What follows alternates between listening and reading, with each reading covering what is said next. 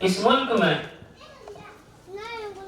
تعلیمی نظام جو قائم ہوا ہے وہ مسلمانوں کے ذریعے قائم ہوا۔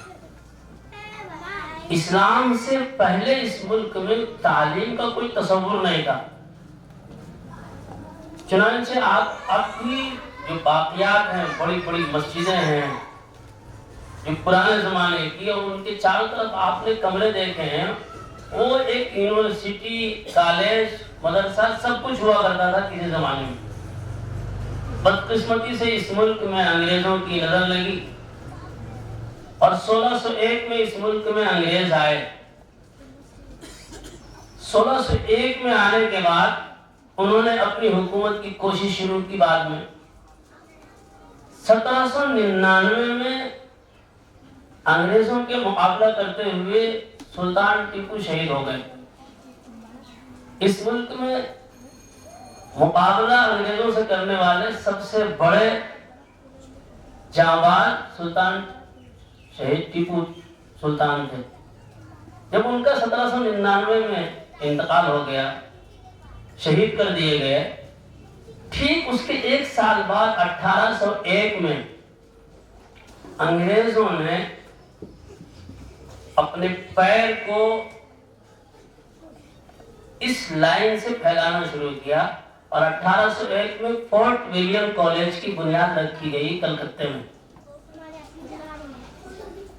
1801 میں فورٹ ولیم کی کالج کی بنیاد رکھی گئی۔ جب اس کا سالانہ پروگرام ہونا طے ہوا تو وہ سالانہ پروگرام سال سے 3 یا 2 مہینہ پہلے منعقد کیا گیا۔ سال پورے نہیں ہوئے لیکن نام تھا سالانہ جشن۔ خود انہی کے لوگوں نے ان سے سوال کیا کہ صاحب سال پورے نہیں ہوئے ہیں، تو سر ولیم میور جو گورنر تھا اس نے جواب دیا کہ ٹیپو سلطان کی موت کا دن ہی ہمارا سالانہ جشن ہے، ہم اس سالانہ جشن کو فورٹ ولیم کالج کے جشن کو ہم اس سے جوڑتے ہیں، اگر وہ ہوتا تو ہم یہ ادارہ قائم نہ کرتے۔ چنانچہ سر ولیم میور جب یہاں سے ہندوستان سے واپس گیا انگلستان، تو اس نے پہلی تقریر یہ کی تھی کہ میں ہندوستان میں ایک ایسے ادارے کی بنیاد رکھ کر کے آیا ہوں کہ گو ہندوستان میں بسنے والے لوگ رنگ و نسل کے اعتبار سے ہندوستانی ہوں گے لیکن فکر و مزاج کے اعتبار سے انگریز ہوں گے۔ ہم فورٹ ولیم کالج کی بنیاد رکھ کر گیا تھا۔ ظاہری طور پر تو وہ زبان سکھلانے کے لیے تھی، لیکن زبان نہیں بلکہ ہندوستانیوں کو اپنے مذہب سے دور کرنے کی ایک سب سے بڑی یونیورسٹی بنا کر گیا تھا۔ اس قول، اس مقولے کو ہم اور آپ لارڈ میکالے کی طرف منسوب کرتے ہیں کہ لارڈ میکالے نے کہا ہے، اس کا جملہ نہیں ہے، بعد میں اس نے بھی نقل کیا ہے لیکن جملہ سر ولیم میور کا ہے۔ 1801 میں فورٹ ولیم کالج کی بنیاد رکھی گئی اور 1833 میں لارڈ میکالے ہندوستان آیا ہے اسی مشن کو آگے بڑھانے کے لیے، اور اس نے پورے ملک کا سروے کیا ہے۔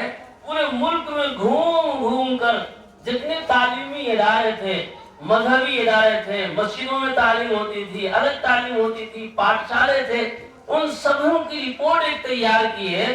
3 سال اس کو لگے اس کو تیار کرنے میں، اور پھر اس نے رپورٹ پیش کی ہے، اور اس نے اپنے بہت لمبی رپورٹ میں اس مقولے کا ذکر کیا ہے جو سر ولیم میور نے کیا تھا۔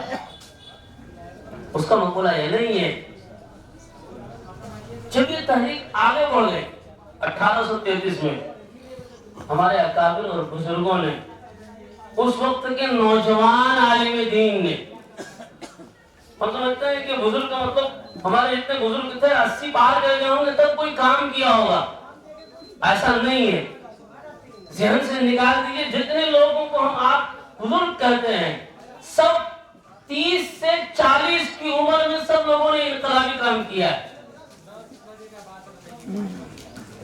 اس وقت اکابر اور بزرگوں نے بیٹھ کر مشورہ کیا کہ ہمیں کیا کرنا چاہیے۔ اگر یہ سلسلہ چل پڑا تو ہندوستان سے تو اسلام گیا، ٹوٹ جائے گا، اس کے لیے ہمیں کیا کرنا چاہیے۔ جب سے ان اکابرین نے کوششیں شروع کی، راتوں کو دعائیں شروع کی، اللہ سے مانگنا شروع کیا. اسی دعائے سحرگاہی کے نتیجے میں، ان کی کوششوں کے نتیجے میں ایک مکتب کی شکل میں دارالعلوم دیوبند کا قیام عمل میں آیا. کتنے سال بعد دارالعلوم دیوبند کا قیام عمل میں آیا؟ لگ بھگ 30 سال اس کو بھی لگ گئے. 30 سال کی کوششوں کے بعد 1801 میں اس نے فورٹ ولیم کالج کی بنیاد رکھی. اس کو بھی اس کالج اور اس مشن کو مضبوط کرنے میں اور نئے سرے سے کھڑا کرنے میں 30 سے 33 سال لگے.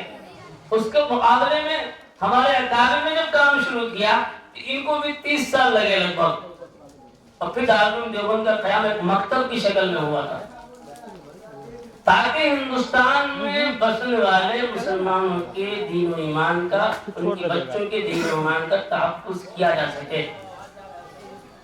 جس طریقے سے اس کا مقولہ تھا کہ ہم نے ایک ایسے ادارے کی بنیاد رکھی ہے کہ گو ہندوستان میں بسنے والے لوگ رنگ و نسل کے اعتبار سے ہندوستانی ہوں لیکن فکر و مزاج کے اعتبار سے انگریز ہوں گے.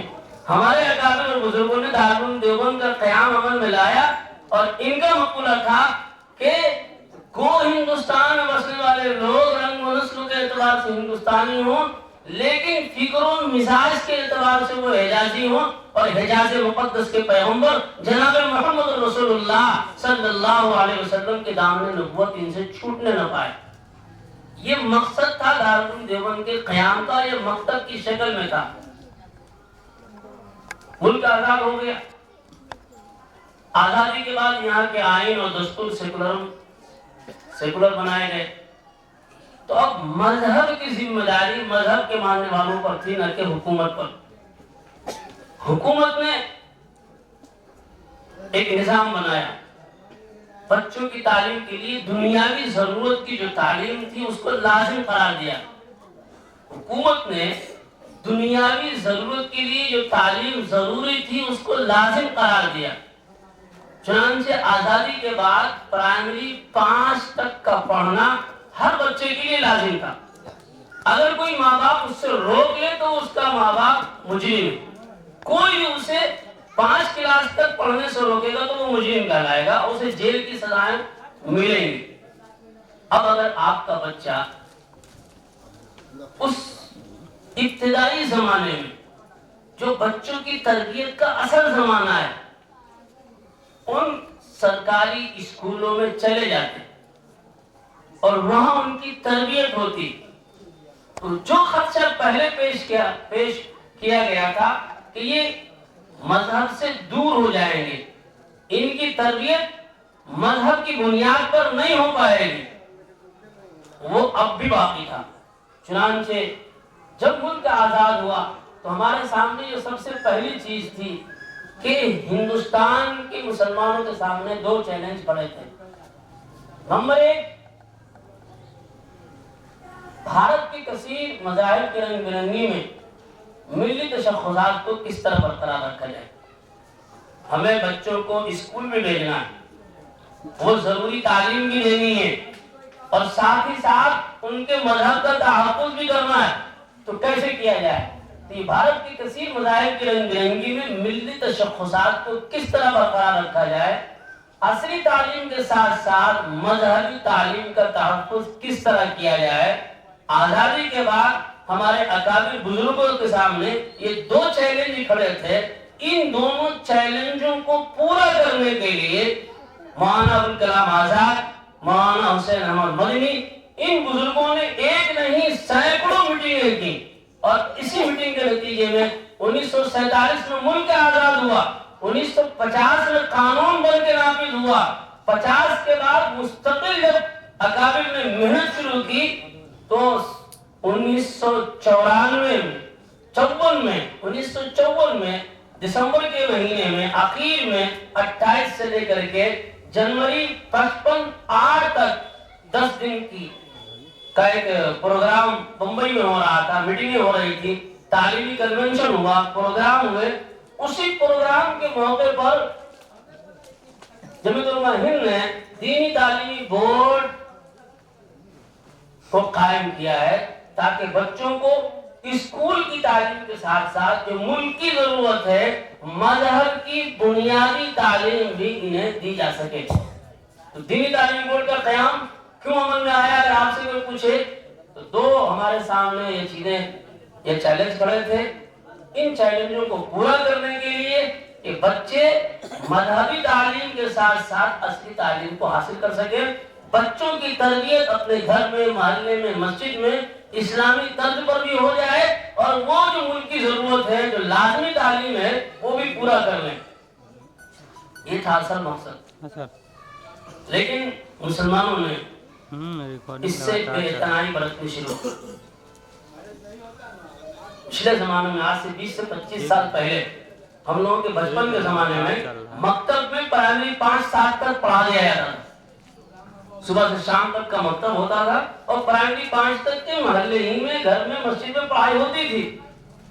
لیکن جو پڑھانے کا شوق والدین میں، گارجین میں بڑھتا گیا، مکتب کی تعلیم سے، بنیادی دینی تعلیم سے بے اعتنائی بڑھتی چلی گئی، اور لوگ دور ہوتے چلے گئے۔ تعلیم تو ہے، ہر بچہ اور ہر بچے کا ماں باپ کوشش تو کرتا ہے کہ ہمارا بچہ تعلیم حاصل کرے، لیکن بیسک دنیاوی تعلیم، بیسک دینی تعلیم سے ہم نے بے اعتنائی برتنی شروع کر دی۔ اب ہمارا مقصد کیا تھا؟ ہمارا مقصد یہ تھا 100% مسلم بچوں کے لیے بنیادی دینی تعلیم کی فکر کرنا، علاقوں کے مکاتب کو منظم مدارس عربیہ سے منسلک کرنا، بچوں کو اسکول اور کالج کی تعلیم کے ساتھ ساتھ مکاتب سے جوڑے رکھنا، مکاتب سے امت کے تینوں طبقے، مرد، عورت اور بچوں کو فیض پہنچانا، یعنی باشعور اور دیندار معاشرے کا قیام۔ باشعور جب ہوگا جب وہ بیسک دنیاوی ضرورت اور ساتھ ہی ساتھ بیسک بنیادی علم دین حاصل کر لے گا۔ اگر اس کے اندر یہ دونوں چیزیں نہیں ہیں تو باشعور نہیں بن سکتا، اور اس کا معاشرہ بھی دیندار نہیں ہو سکتا۔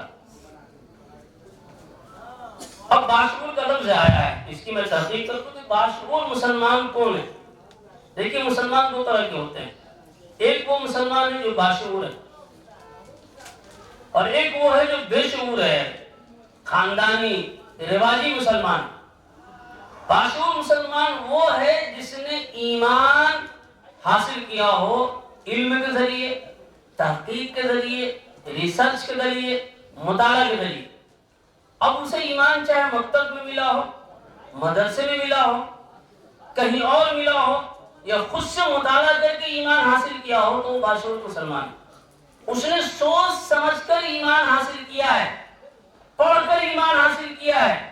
اب اس کے دل میں اللہ اور رسول کی محبت ہے، وہ آخرت پر یقین ہے، وہ فرشتوں کو مانتا ہے، وہ قرآن کو مانتا ہے، نبی اکرم صلی اللہ علیہ وسلم کو اپنا پیغمبر مانتا ہے، اللہ کو ایک خالق و مالک مانتا ہے۔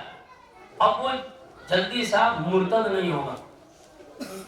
لیکن جو خاندانی مسلمان ہیں، جن کے پاس علم کی روشنی نہیں ہے، وہ اندھیرے کے مسافر کی طرح ہے۔ کب وہ راستہ بھٹک جائے یا کوئی دوسرا اسے راستے سے بھٹکا دے، پتہ نہیں کب بھٹک جائے گا۔ آج مسلمانوں میں 80 نہیں، 90 نہیں، 96% ایسے لوگ ہیں جو نسلی اور خاندانی مسلمان ہیں، جنہوں نے ایمان علم اور مطالعے سے حاصل نہیں کیا۔ آپ کہیں گے صاحب آپ نے 96 کہہ دیا، ایسا کیوں؟ اس کی وجہ کیا ہے؟ دیکھیں، ہندوستان میں مسلمانوں کی آبادی کتنی ہے؟ 2011 کی مردم شماری، اب 23 آ گئی بہار میں، لیکن ہم پورے ملک کی بات کر رہے ہیں۔ 2011 کی مردم شماری کے مطابق ہندوستان میں 17 کروڑ 22 لاکھ مسلمان، ان میں سے 0 سے 19 سال تک کے بچے 47% مسلم آبادی کے، یعنی 8 کروڑ 9 لاکھ 34 ہزار مسلم بچے ہو گئے 0 سے 19 سال تک۔ اب ان میں سے پڑھے لکھے کتنے لوگ ہیں؟ تو پڑھے لکھے لوگ ان میں سے ہیں 57%، ان پڑھ ہیں 43%۔ یہ 57% جو اسکول جانے والے ہیں، پڑھے لکھے جو کہے جاتے ہیں، 57 میں سے آپ 4% مدرسے کے بچوں کو الگ کر دیجیے۔ سچر کمیٹی کی رپورٹ میں سب سے زائد کسی علاقے میں اگر مدرسے جانے والے بچوں کو نوٹ کیا گیا تو وہ 4% ہے، لیکن سب جگہ نہیں ہے۔ ارریہ ہے، پورنیہ ہے، کشن گنج ہے، ایسے مسلم علاقوں کے بچے تو 4% ہیں مدرسے میں پڑھنے والے، لیکن ہمارا پٹنہ ہے، گیا ہے، جہان آباد ہے، آدھے فیصد بچے بھی نہیں ہیں جو مدرسہ پڑھنے والے ہیں. بہت ہے. اگر ان 57 میں سے 4 الگ کر دیجیے مدرسے کے بچوں کو، یعنی انہوں نے ایمان سیکھا ہے، تو یہ کتنے بچے آئیں گے؟ 57 میں سے 4 نکل گئے تو بولیے